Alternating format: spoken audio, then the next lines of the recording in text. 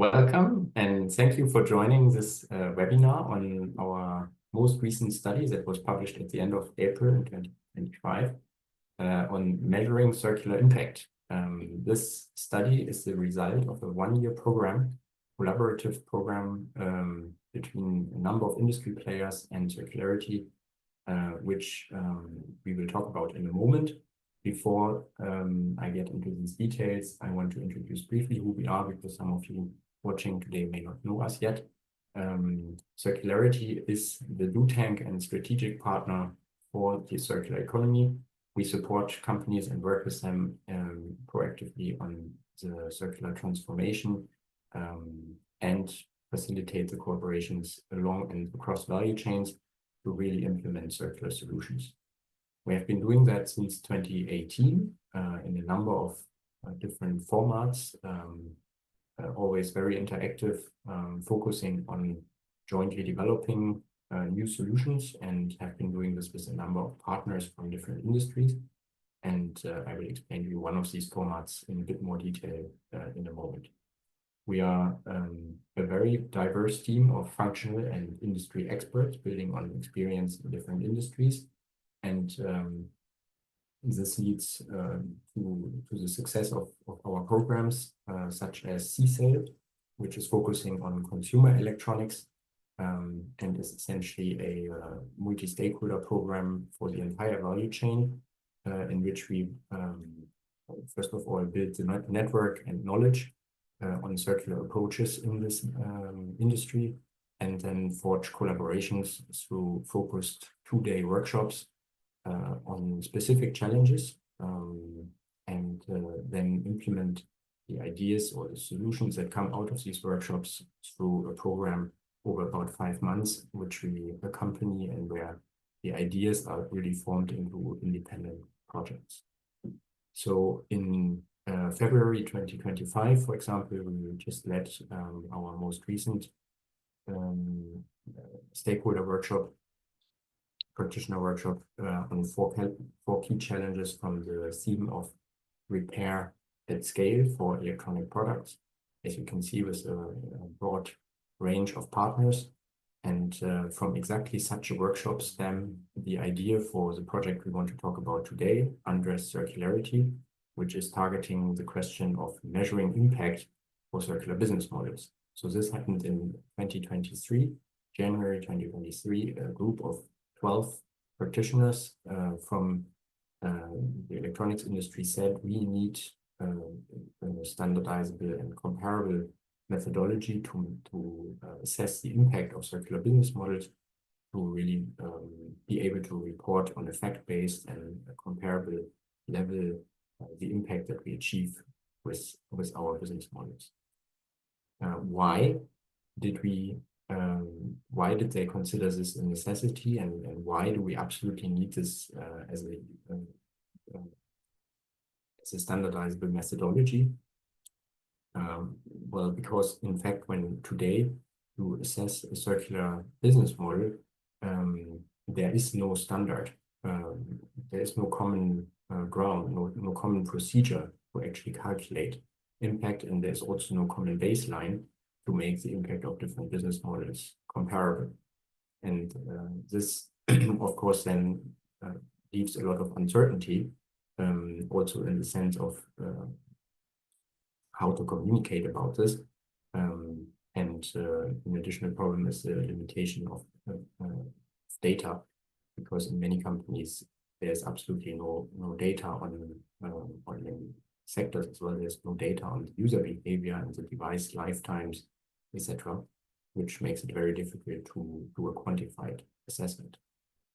And this is not only a problem for the businesses themselves, as we discovered, but also for investors, for example, who may want to compare impact between different potential target investments. They want to know and optimize the impact of their portfolio. So to compare different business opportunities or business models may be an important aspect to their strategic investment considerations.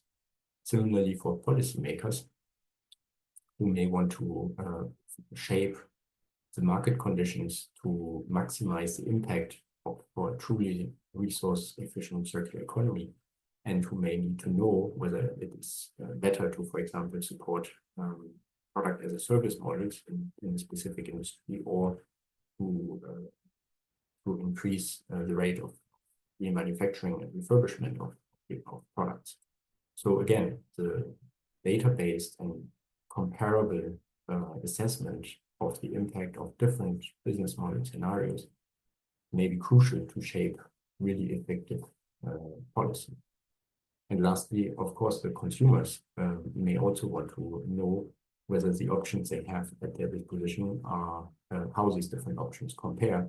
For example, whether it is better to rent a smartphone, or to buy a second-hand smartphone, or simply buy a new smartphone.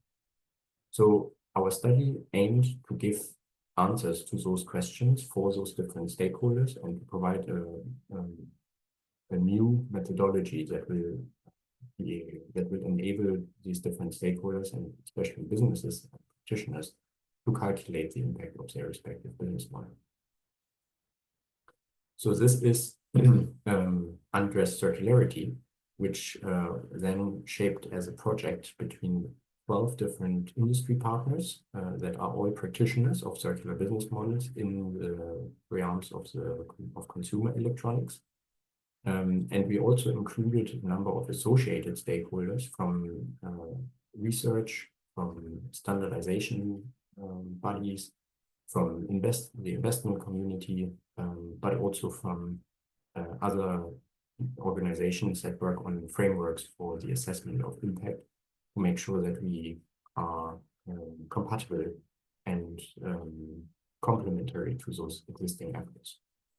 The project was supported by two strategic partners, the German Foundation for the Environment, Rebuy, and Deloitte. And Circularity led this project and orchestrated the entire work, and was supported by Systemiq and Fraunhofer. The project led to two distinct outputs. One of them was presented already in October last year, in market report, which is summarizing a lot of data we gathered from consumer surveys, both in B2C as well as B2B markets, to provide real-world data on the usage of electronic products and the behavior of these consumers that are impacted by the offerings of circular business models. In the most recent report, which was just published and which we will talk about in detail now, we provide then a detailed systems map for electronics, and also introduce this methodology for assessing the impact of circular business models, and make it applicable to individual businesses through a step-by-step guide.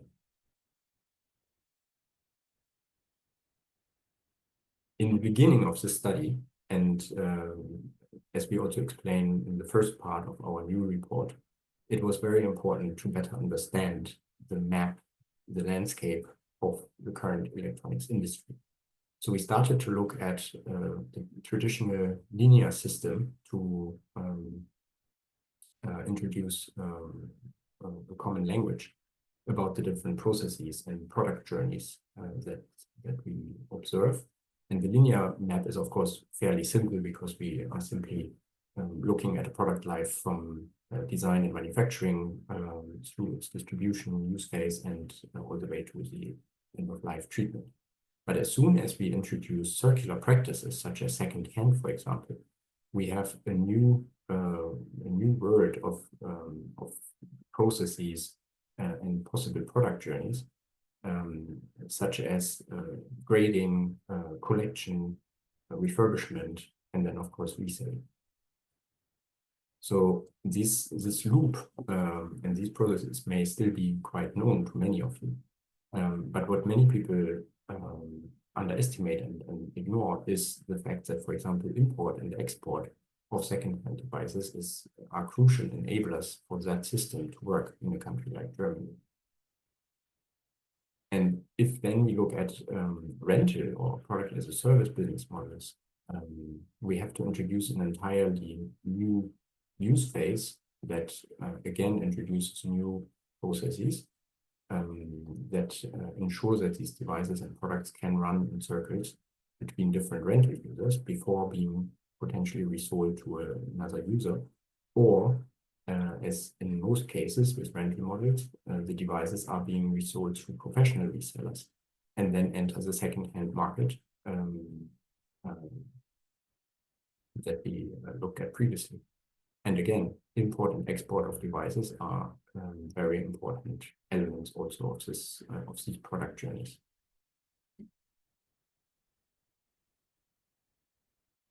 So all these considerations or investigations and the processes and product journeys and also the players involved in these are described in a lot more detail in the report, helped us realize how we can look at the impact assessment for these business models. It also made us realize the importance of the export topic, and we were happy to be supported by CCS Insight with some data on international developments of second-hand markets, which shows that the second-hand markets actually boom in recent years, have doubled in the last 4 years, and are driven especially by developments in Africa and Middle East, as well as Asia and Pacific regions. So more details again can be found in the report. I just want to highlight this topic because it clearly is an enabling factor for the fluidity and the efficiency of the second-hand market, also in countries in Europe and the US, for example, because the resale of devices to other markets is a critical element in these business models. Having understood better these business models, their operations, and the system that they are operating in, we then tackled the question of developing this new methodology for the assessment of the impact and the practitioner guide. And the first realization when we looked at the existing methods that are out there already for assessing impact is that the use phase, so the part of the device or product life where the circular business models really make an impact, is often neglected or considered only through very gross assumptions. So our methodology and our approach aim to make this the focus and really put the use phase at the core of our new methodology. And through the data that we were able to gather in the market surveys, etc., and through those 12 industry practitioners, provide insights and a missing puzzle piece for the development of really effective impact assessment frameworks. We decided to develop this methodology for a set of different key metrics. In our report and in the case studies that we looked at, we chose global warming potential as one of the key metrics. And then, of course, the active use time. So circular business models aim generally to increase the use of products through prolongation, for example, by second-hand sales, or intensification, for example, by making products available to several users through sharing or rental concepts. So these two parameters, active use time and global warming potential, were at the core of our report, and combined actually produce a measure that now allows the comparison between different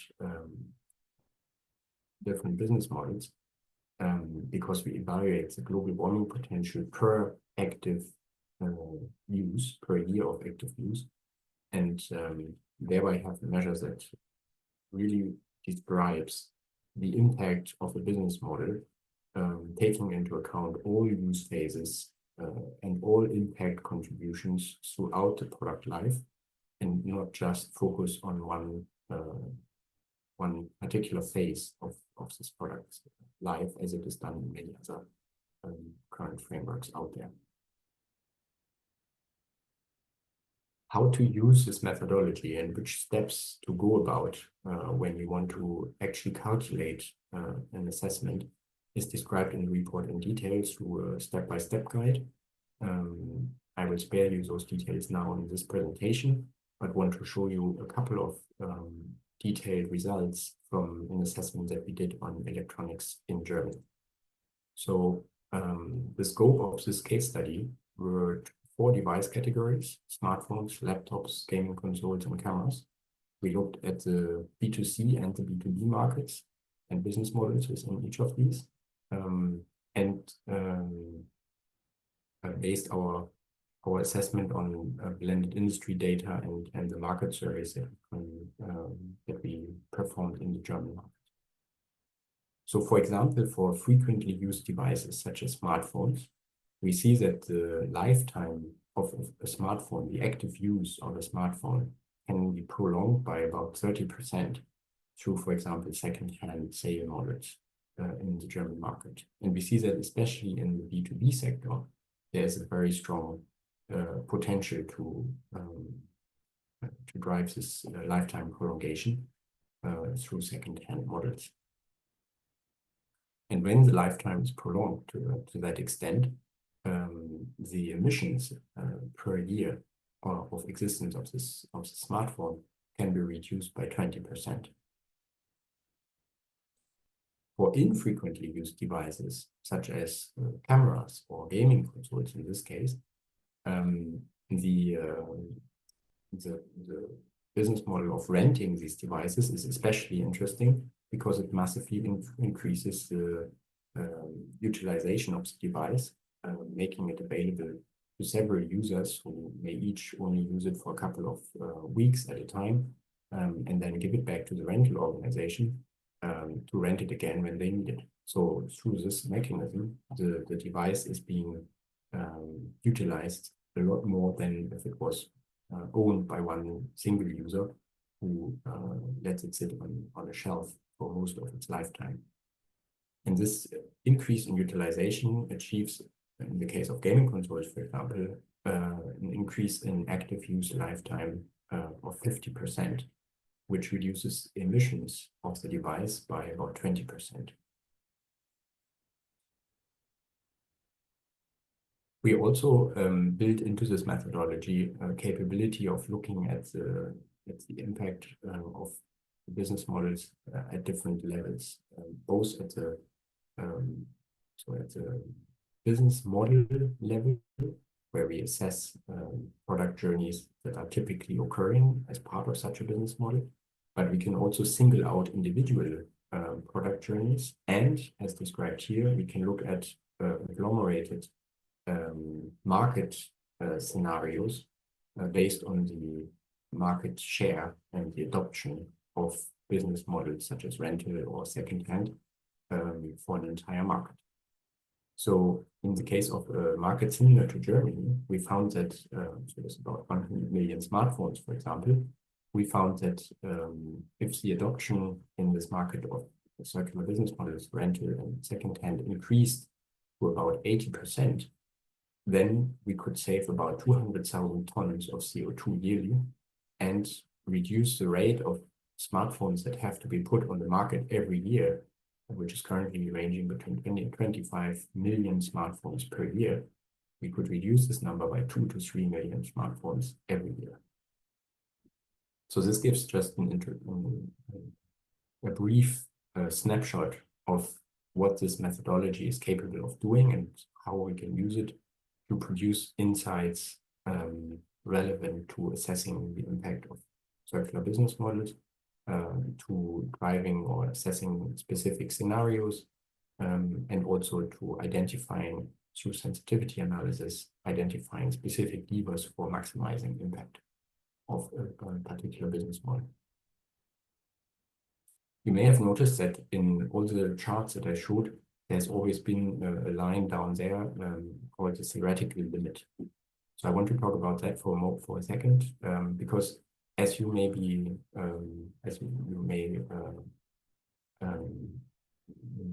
imagine, circular business models are not cannot be the single solution to reducing the impact of consumer electronics. Circular business models can only do one thing, and that is prolong or intensify the use so that the maximum lifetime of a device is fully utilized.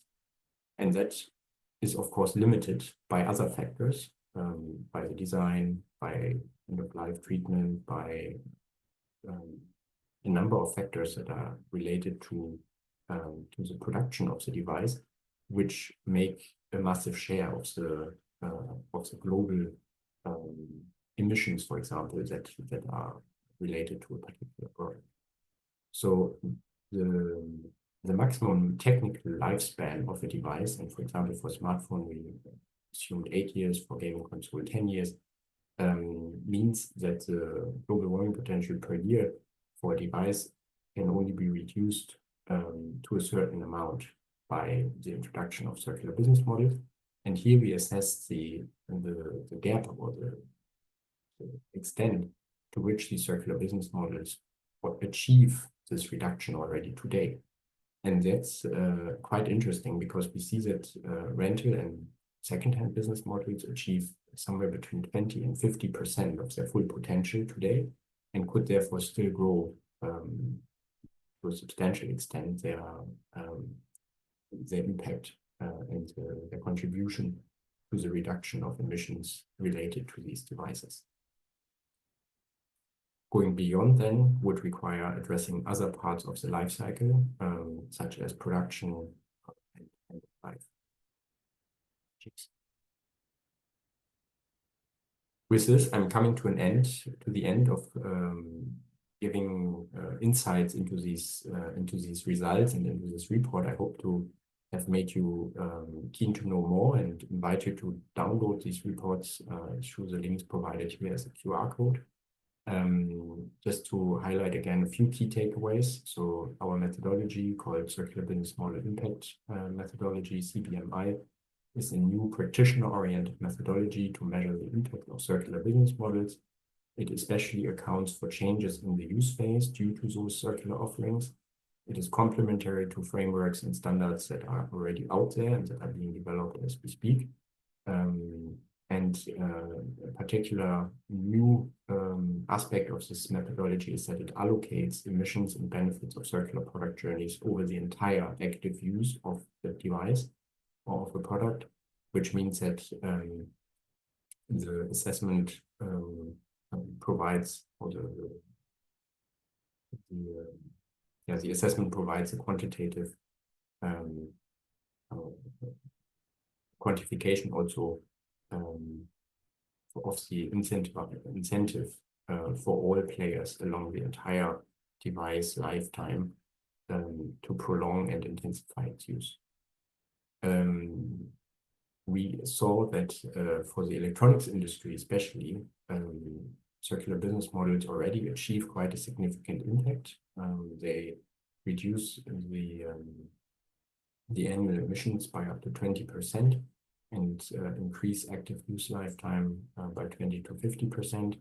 In a market like Germany, this leads to a reduction of emissions, CO2 equivalents, of about 200,000 tons, and reduces the number of smartphones needed every year to satisfy the demand by about 2 to 3 million new devices, which is already quite a significant number. But there is still room for improvement, and currently these business models achieve only 20 to 50% of their full potential to create positive impact.